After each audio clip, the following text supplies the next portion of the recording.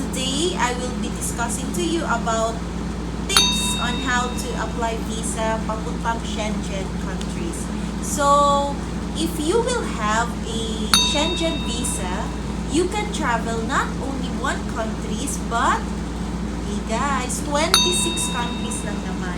So, this is what we call European Union countries. So, it involves, example, Finland, Greece, Barcelona, Spain, France, Italy, everything around Europe na member nitong union na to, you can travel it using only one visa. But be careful when you apply with your visa, be sure that you are applying to the right country wherein it will be your point of entry and point of exit as well. And also, it will be the most of your days that you stayed in that country. Kasi pag nag-apply kayo ng visa guys, talagang i-check ng person or any agency like this VFS where we applied here in Jeddah kung talagang tama yung in-applyan ninyong bansa. Or else, in case mali, it will be a point for rejection. So, be sure you will have this all examined first before you're going to apply. So, what will be the requirements in applying Schengen visa? Maraming nagtatanong sa akin nito, lalo na yung mga ka-workmate ko, friends, relatives. They are all asking me on how to apply, especially when you are in Saudi Arabia. Kasi dito kasi kami sa Saudi guys. So, mostly we feel privileged na it's much easier to apply. Pero actually, using your Philippine passport, because we are Filipinos, so we're using the Philippine passport, same lang actually ang procedure ng pag-apply ng visa. So, I've been into Schengen countries twice.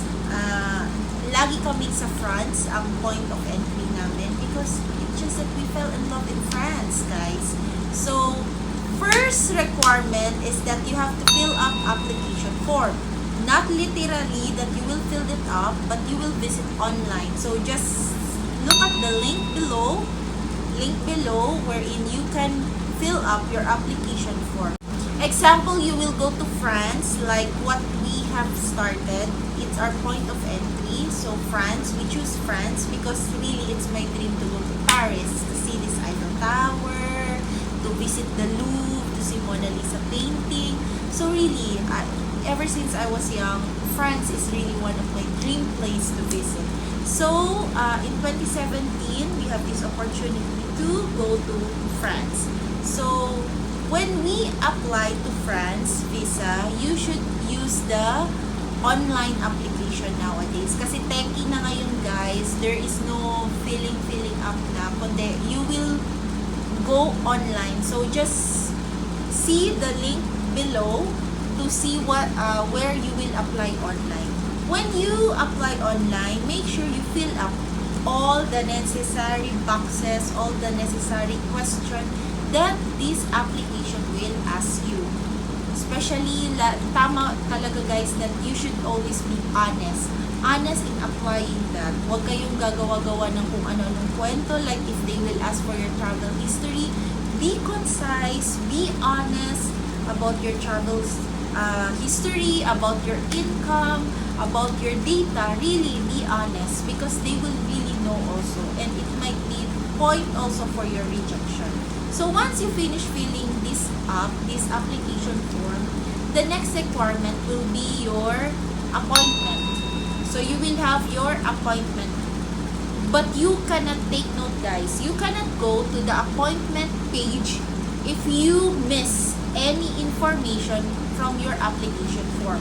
So, you have to complete all the data before you will proceed to the appointment page.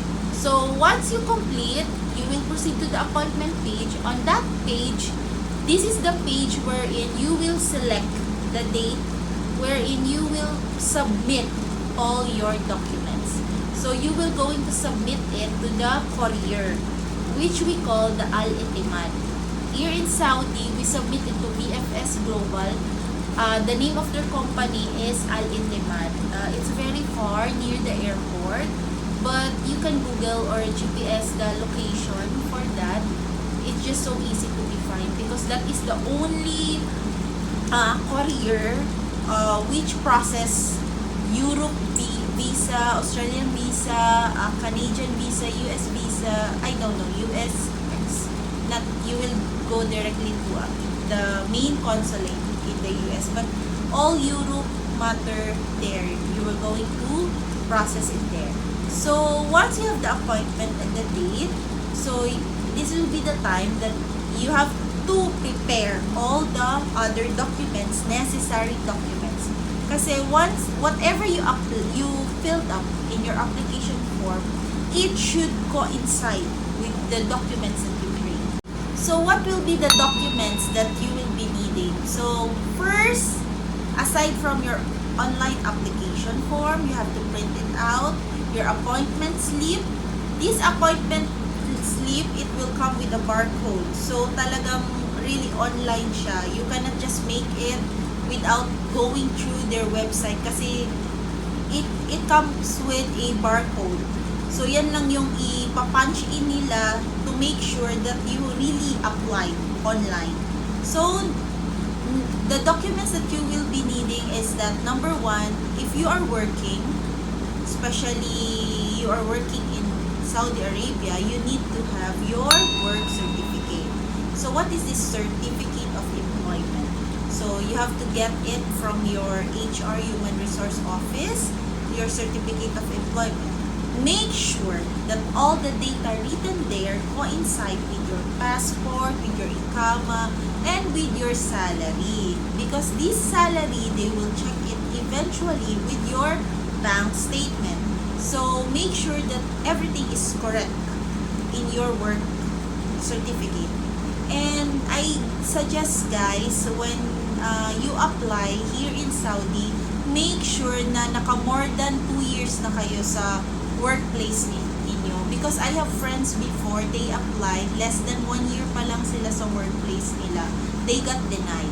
So I suggest, because the visa sent, what is this one? The consulate, they will wait things. You should have strong ties to your country of origin or to the country where you are working, na talagang iisipin nila, you will not go TNT.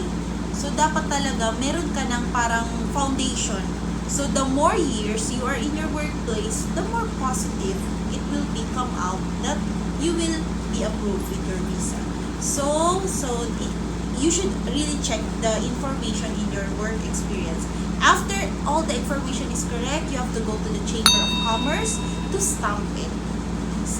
So I will be putting in the link below the what is this one, the location of the Chamber of Commerce, so it will be easy for you to know kung saan talaga to ipapa-chamber.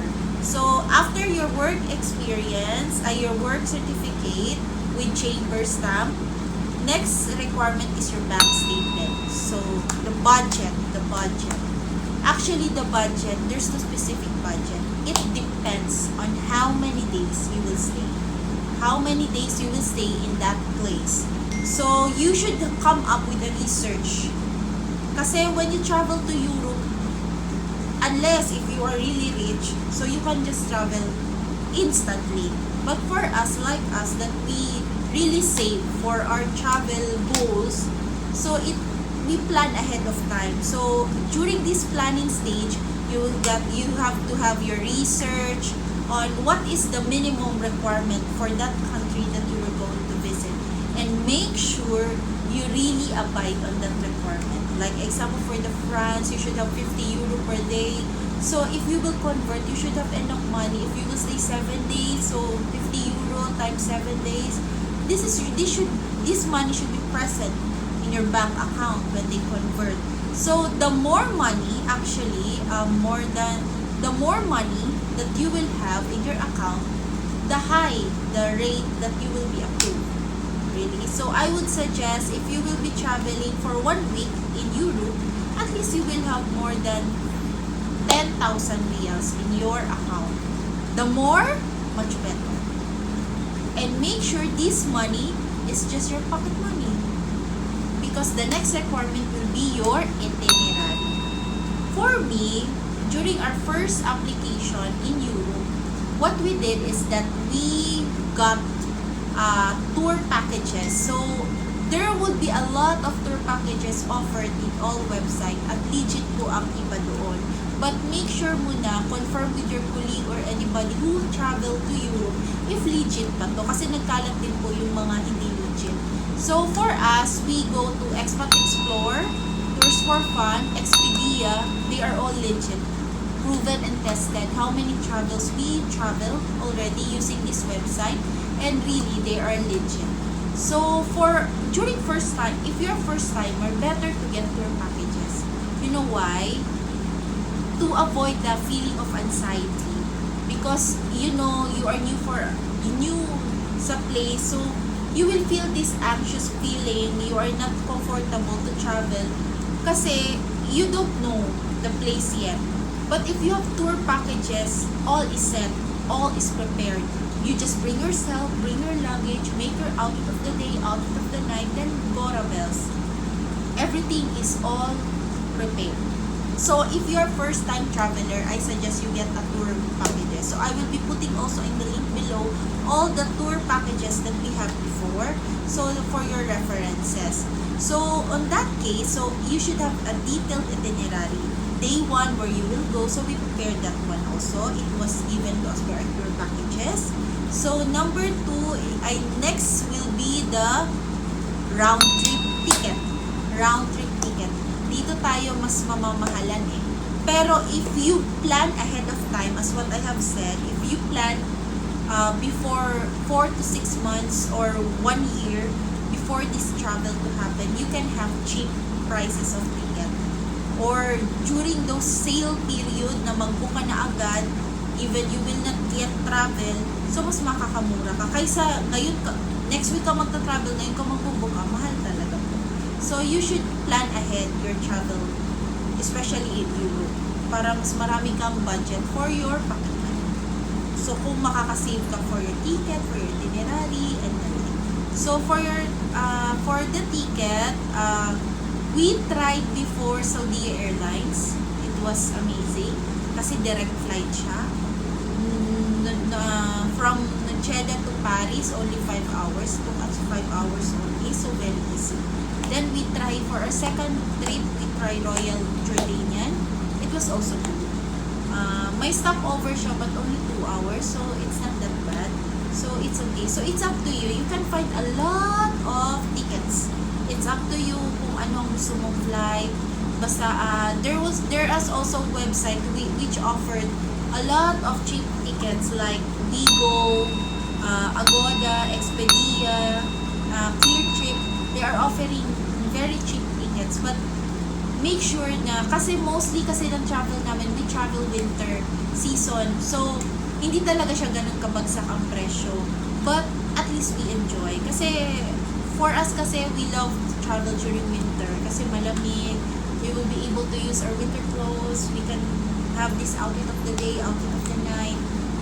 Winter. Kasi wala siya sa Philippines, wala siya sa Asia. Sa Europe mo lang siya makikita. On those area na may snow. Yun kasi ang gusto talaga namin. So, winter time. So, after that one, the next is your travel insurance. So, you should convince the consulate that you are secured. So how? You should provide them your travel insurance certificate. That whatever happened to you during your travel period, you are insured. So this makes you, what is this one? You are secured with whatever happened to you. Kaya it will be easy for them to accept you or to welcome you in their country kasi alam nila whatever happened to you, meron kang insurance. So this is very necessary, and whatever travel you will go, na especially yung nangangailangan ng visa, this travel insurance is really necessary. So for us, since we have our own insurance company, they provided us certificate. But during the first travel we traveled December, and at that time, our travel insurance also expired. So we have to come up with another. So I can give you some website that will provide you a travel insurance like worldnomads.com, axa.com, bupa.com. They are providing for the specific days that you will travel the Europe. They will give you the specific also dates and amount na yun lang yung babayaran mo during the specific time na nandun ka sa Europe. So, it's really helpful talaga. Then, after this one is your exit re-entry. You need to confirm na babalik ka sa Saudi Arabia, that you will not be TNT there. So, they need your exit re-entry. Confirm exit re-entry. And your copy of your Iqama. Copy of Iqama, before, during our first time we applied, it's okay, copy lang. But now they are asking for a translation. So, we translated it to English because all documents you have to submit to France Embassy, it should be translated to English. It should be English all. So, it will be easy for them to understand everything. And what else? If you have credit card, you can make copy of it, or the statement of it, of how much you can have in your credit card. So, it will be additional to your account so that you will have more resources. For those naman who don't like to get a tour package, you can book one by one your itinerary and your hotels through booking.com, agoda.com, but I think it will cost you more and it's not that comfortable. Kami kasi when we travel, especially this latest one, last February, we have our baby, our 3-year-old baby. So, we want everything to be settled talaga before we travel. And you know what is the benefit if you settled everything before you travel? The money, the pocket money that you will bring, pocket money mo na lang talaga yun. Everything is settled, so the money, you will just focus on what you will go to buy. So, you will enjoy more. Unlike kung dun ka pa magbabayad, dun ka pa bibili, dun mo pa siya aanuhin, yung pera mo. So, madededuct lang yun sa pocket money mo. So, better talaga, settled everything. So, if you don't have that budget to avail tour packages, you can check also Expedia.com. They are offering day-to-day package, like whole day tour from Paris, whole day tour to the Louvre, Disneyland, like that. So, it's not included in a tour package. So, you have to book it one by one. So, mas costly siya. So, better talaga na you will book tour packages and you will be able to visit more places pa. If you book kasi bus coach or tour packages, they will not just focus on one country. They will go another one. Like during our first trip, we go to France, Amsterdam, Belgium. And this year, last February, we went to France again because I told you my favorite place is France. I'm in love with Paris.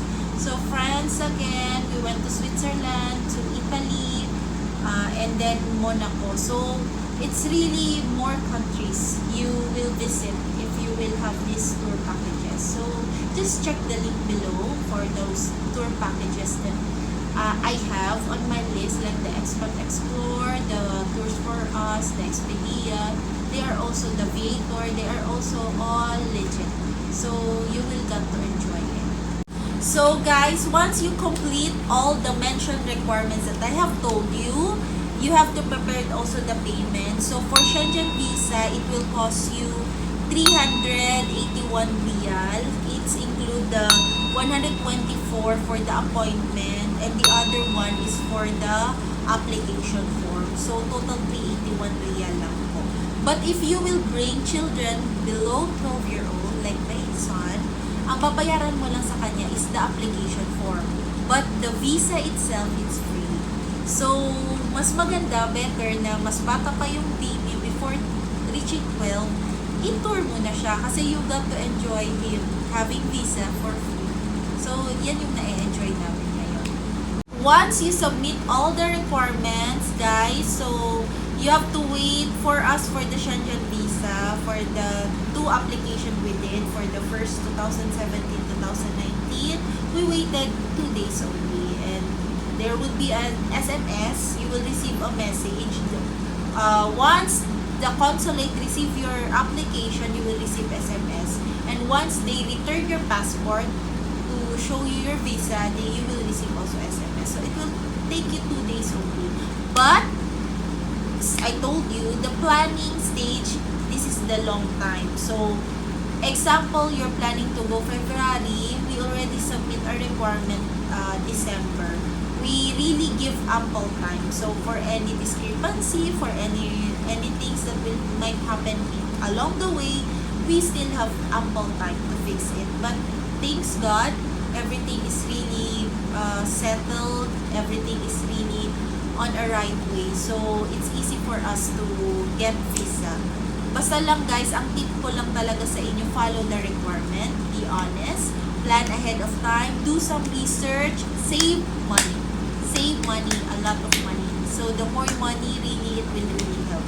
And also, if you are working long time na sa job mo, it's time to travel because really traveling, it will make you distress from all the stress of the work, and it will really make, it's like a happy pill. Pero at the same time, traveling, it's like a ano siya hindi na siya like us, hindi naman kami ganun kayaman. So we really take time to plan it very well, so that ayaw namin na meron kaming mamislook or merong mamali, or everything should be under control, everything should be really comfortable way and really fixed. So if you plan to travel guys, my tips for you is that you really have this passion to travel. Kasi unang-una, mapapagod ka during the travel time, lalo na if you go on a tour packages. So every day you have really itinerary to do. So if you don't have that passion in traveling, magsasawa ka, mapapagod ka. But if you love to travel, you will see the beauty on it. Kahit pagod ka, you got to enjoy. You really appreciate everything you see. And really guys, travel when you're young and able. Kasi it's really nice to travel when you're young kaysa sa old ka. I'm not telling naman. But I'm not telling also na travel during young time, kahit na mangupang ka na just to travel, no. Travel na hanggat kaya mo na. When you have the extra to travel, then travel. But if you don't have the extra to travel, then wait on the right time, save more money, and plan ahead of time. Ang places naman, magagandang places, nandiyan lang yan sila. So if it's about your time to travel, then travel. Take this opportunity guys, really, you will really love it. So that's the tips on how to apply your Schengen Visa. Hope I have helped you guys, and for those my friends, my colleague, my workmate, my family members, and my relatives who keep on asking me on how to apply. So I hope that this video would really help you. And whatever your question, queries, you are free to comment below, so I can help you answer also those questions. And also guys, do not forget to like, subscribe, and share this video so that many people who love to travel would also know what they are going to do, especially if they are in Saudi Arabia using your Philippine passport. So thank you guys.